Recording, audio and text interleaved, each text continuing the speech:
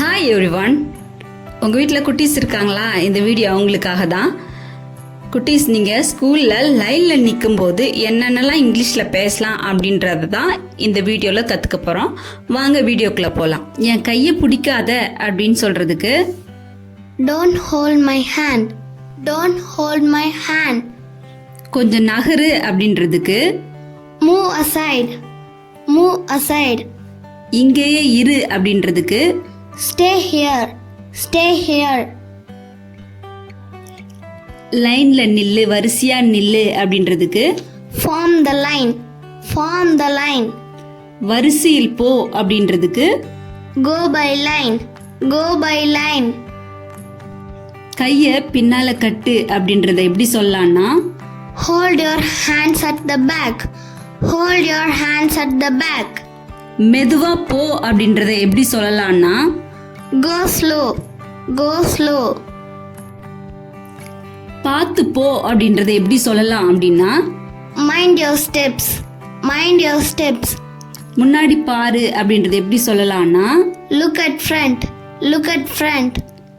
நீயே போ அப்படின்றத எப்படி சொல்லலாம்னா Go by yourself. Go by yourself. ஓடாத அப்படின்றத Don't run. Don't run.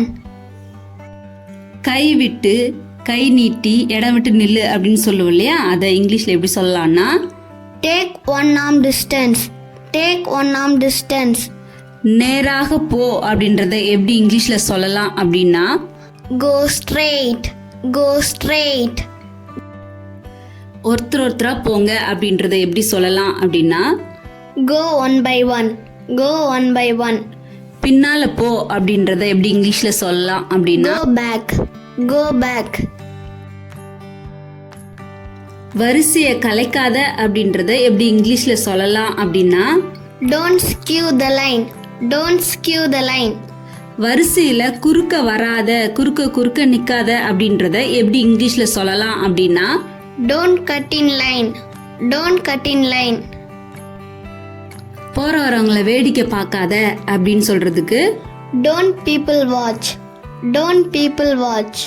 வேடிக்கை பார்க்காத அப்படின்னு சொல்றதுக்கு Don't look around. Don't look around. கையை எடு அப்படின்றத எப்படி இங்கிலீஷ்ல சொல்லலாம் அப்படின்னா Take your hand. Take your hand. என் தோள் பட்டைய இருக்காத அப்படின்றத Don't cramp my shoulder. Don't cramp my shoulder. அவசரப்படுத்தாத, என்னை தள்ளாத அப்படின்னு சொல்லுவோம் இல்லையா, அதை எப்படி இங்கிலீஷ்ல சொல்லலாம் அப்படின்னா Don't rush. Don't rush. என்னை தள்ளாத அப்படின்றத எப்படி இங்கிலீஷ்ல சொல்லலாம் அப்படின்னா Don't push me. Don't push me. என்னை பிடிச்சி இழுக்காத அப்படின்றத எப்படி இங்கிலீஷ்ல சொல்லலாம் Don't pull. Don't pull.